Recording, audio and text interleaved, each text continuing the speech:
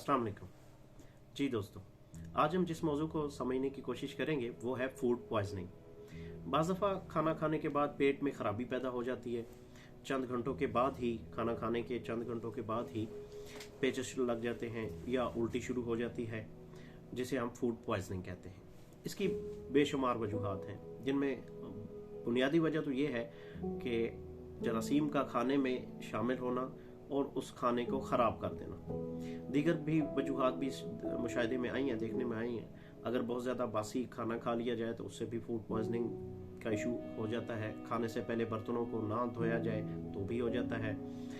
इसी तरह अगर ऐसी चीज़ें इस्तेमाल की जाए जैसे फल हैं, कोई मीठी चीज़ है जिन पर बहुत ज़्यादा मक्खियाँ काफ़ी देर तक बैठी रही हों, तो उन्हें खाने से भी फूड पॉइजनिंग देखने में आई है। खाना तैयार करते वक्त अगर ऊपर मक्खियाँ बैठ रही हैं और उन्हें ना हटाया जाए तो खाना मक्खियों के बैठने के उस दौरान ही बार बार बैठ रही हैं या उड़ रही हैं, तो उसे भी खाना जो है वो खाना जब खाया जाएगा तो उसे भी फूड पॉइजनिंग के चांसेस ज़्यादा हो जाते हैं। इसी तरह जब हम बाज़ार से कोई चीज़ खाते हैं, अमूमन सड़क किनारे खड़ी हुई रेहड़ियों से अगर कुछ खाया जाए जिनका नाक़िस इंतज़ाम हो सफाई का, जिन्हें सफाई सुथराई का इतना ज़्यादा एहतमाम अगर वो ना किया गया हो, तो वहाँ जो है वहाँ से खाने से अक्सर जो है वो फूड पॉइजनिंग जो है हो जाती है।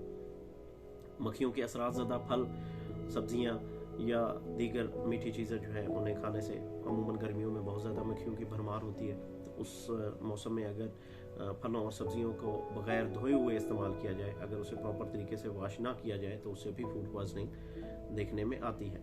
फूड पॉइजनिंग हमें पता कैसे चलेगा कि कैसे अब फूड पॉइजनिंग हो चुकी है, मतलब कि अलामात जो हैं वो हमें क्या कौन कौन सी सामने आएंगी, तो हम ये सजेस्ट करेंगे कि अब हमें फूड पॉइजनिंग हो गई है और समझेंगे कि हमें फूड पॉइजनिंग हो गई है। तो मोटी मोटी अलामात में यह है कि पानी की तरह पतले पेचेस लगेंगे, लगातार कै आएगी, पेट में दर्द होगा, मरोड़ उठेंगे, जिस्मानी कमज़ोरी हो जाती है, नकाहत तारी हो जाती है, जिस्म से पानी जब ड्रेन होता है तो आंखें अंदर को धंस जाती हैं, जिस्म में पानी की कमी, नमकियात की कमी हो जाती है, उससे नब्ज़ भी कमज़ोर हो जाती है और ब्लड प्रेशर भी गिर जाता है, यानी ब्लड प्रेशर लो हो जाता है।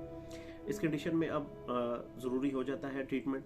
तो ट्रीटमेंट में सबसे पहले जो है वो पानी की कमी को पूरा किया जाता है। पानी की कमी पूरी की जानी चाहिए, उल्टी और पेचिश को रोका जाना चाहिए ताकि मज़ीद पानी की कमी ना हो जिस्म में।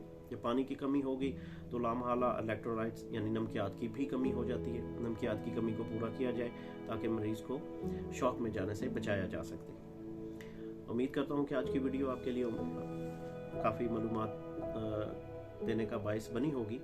इसे ज़्यादा से ज़्यादा शेयर कर दें ताकि और भी लोग जो हैं इससे फ़ायदा हासिल कर सकें। अस्सलाम वालेकुम, थैंक यू।